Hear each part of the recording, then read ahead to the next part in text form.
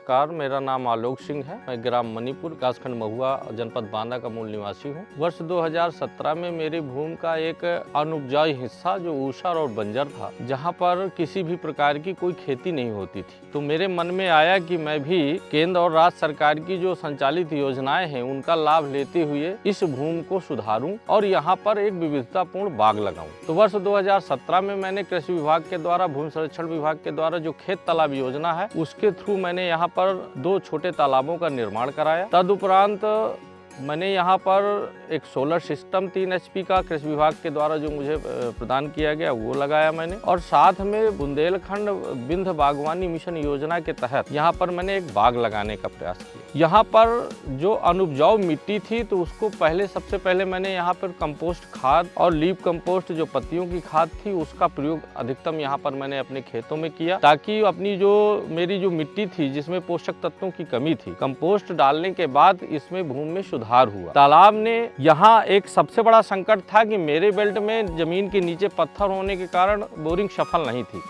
इसलिए वर्षा के जल को संरक्षित करके ही मैं अपने इस जो बागवानी का मेरा लक्ष्य था, मिशन था, मैं वो पूरा कर सकता था। तो सबसे पहले मैंने अपने खेत के जो सबसे निचला पॉइंट है, आप देखेंगे कि जो मेरे खेतों का सबसे निचला पॉइंट है वहाँ पर मैंने तालाब का निर्माण कराया। उस तालाब से फिर जो पानी वर्षा की प्रत्येक बूंद को संरक्षित करते हुए फिर मैं अपने यहाँ पर पूरी फसलों में और अपने बाग में उसकी सिंचाई करता हूँ। मेरा उद्देश्य ये है कि यहाँ पर जो मेरी मिट्टी अनुपजाऊ थी उसमें ये जो पानी का जो हमारे क्षेत्र में पूरा संकट था, तालाबों ने ही इस एज मेरे लिए वरदान से कम नहीं है। तालाब के माध्यम से ही आज ये जो बगीचा और मैं फसलें ले रहा हूँ ये उसी की देन है, क्योंकि बिना पानी के खेती संभव नहीं है।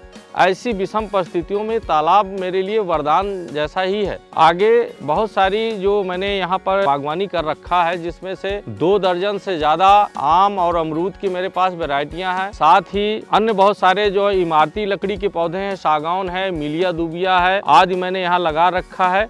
1000 फलदार पौधे हैं, जिसमें से आम और अमरूद, चीकू, अंजीर, यहाँ तक कि मेरे पास लाल चंदन, सफ़ेद चंदन आदि आदि बहुत सारी वैरायटियाँ लगी हुई है। साथ ही साथ मैं यहाँ पर गौ आधारित प्राकृतिक खेती भी करता हूँ, जिसमें मेरे पास 5 गौवंश है। उन गौवंश की जो कंपोस्ट है, इसके अलावा जीवामृत आदि और घन जीवामृति वगैरह का निर्माण करा करके ही मैं अपने फार्म में, अपने खेतों में और अपने पौधों को वो प्रोवाइड कराता हूँ। साथ ही यहाँ बायो एंजाइम को भी मैं अपने पौधों में, फसलों में स्प्रे करवाता हूं, ताकि वो रोग बाधाओं से मुक्त रहें। इस तरह से मेरा संकल्प यही है कि इस जो विषम परिस्थितियां हैं, भौगोलिक बुंदेलखंड को जो विषम परिस्थितियां प्राप्त हुई हैं, अगर हम लोग थोड़ा संघर्ष करें, मेहनत करें तो निश्चित रूप से कुछ किया जा सकता है। मेहनत और लगन से 8 वर्षों की अथक परिश्रम के बाद आज मैं हज़ारों फलदार और 2000 से ज़्यादा इमारती लकड़ी के पौधे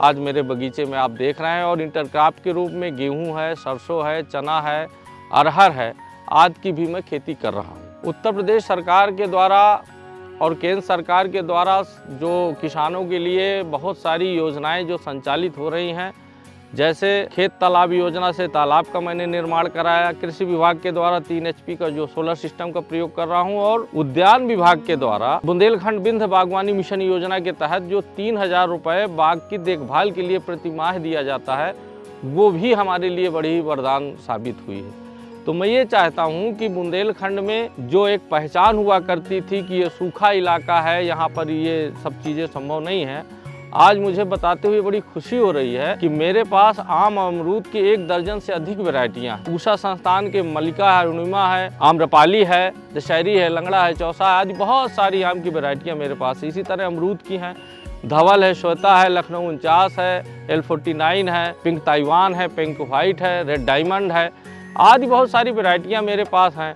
तो ऐसा नहीं है, अगर हम लोग प्रयास करें तो आप देख रहे हैं ये ऊसर बंजर जमीन पर इतने विभिन्न प्रकार के जो मैंने फल तैयार कर रखे हैं, फलों का बगीचा और अन्य फसलें ले रहा हूं, तो निश्चित रूप से किया जा सकता है, असंभव कुछ नहीं है। और इस क्षेत्र में खासकर बुंदेलखंड को प्रकृति का एक वरदान भी मिला है कि यहाँ की मिट्टी में तैयार जो विभिन्न प्रकार के फसलें हैं और जो फल हैं उनमें एक विशेष स्वाद पाया जाता है।